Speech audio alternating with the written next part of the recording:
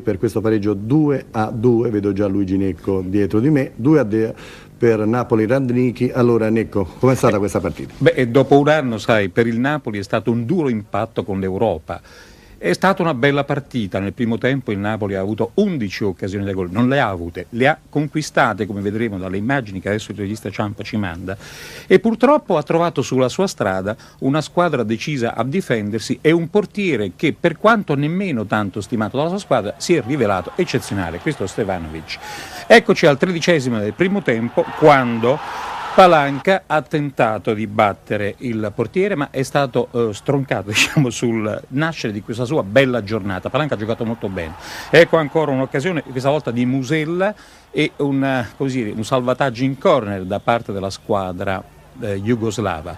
Qui per un fallo di mano di Musella su un angolo battuto da Palanca, l'arbitro rimette in gioco una palla che poteva diventare già gol per il Napoli.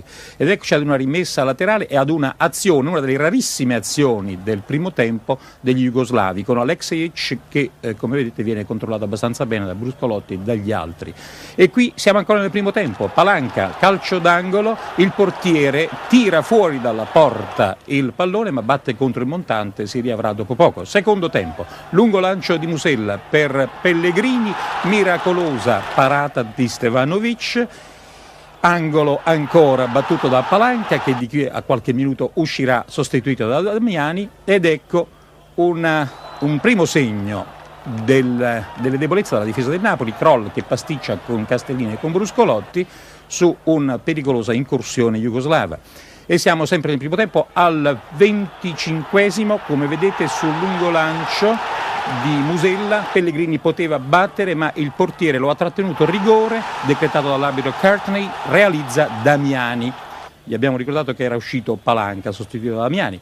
Gli jugoslavi però non si fermano e rivanno all'attacco. In fondo per loro qualunque gol segnato potrebbe valere il doppio in caso di pareggio, e difatti il pareggio eccolo. Su un errore della difesa, Kroll e Ferrario, soprattutto una svirgolata Sbilenka, ha segnato Stojlovic 2 minuti dopo il gol del Napoli, il pareggio del Jugoslavia, del Radnički popolare, cioè del lavoratore. Ed ecco, su l'azione isolata di Aleksejic, il secondo gol jugoslavo. I napoletani però non si perdono di coraggio. Su una punizione a 2 in area, Musella sorprende ancora il portiere Stevanovic, e al 45° e 30 secondi potrebbero ancora passare in vantaggio i napoletani su questo lungo cross di Damiani per Marini, che purtroppo lancia al lato. Cosa bisogna dire? Bisogna dire che il Napoli è andato sempre all'attacco, però agli jugoslavi sono bastate 2 azioni in contropiedi per segnare. Che cosa vuol dire per il Napoli tutto questo?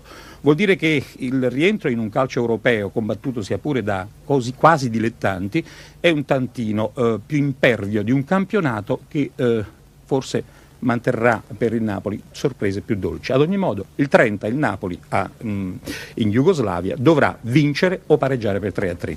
Buonasera.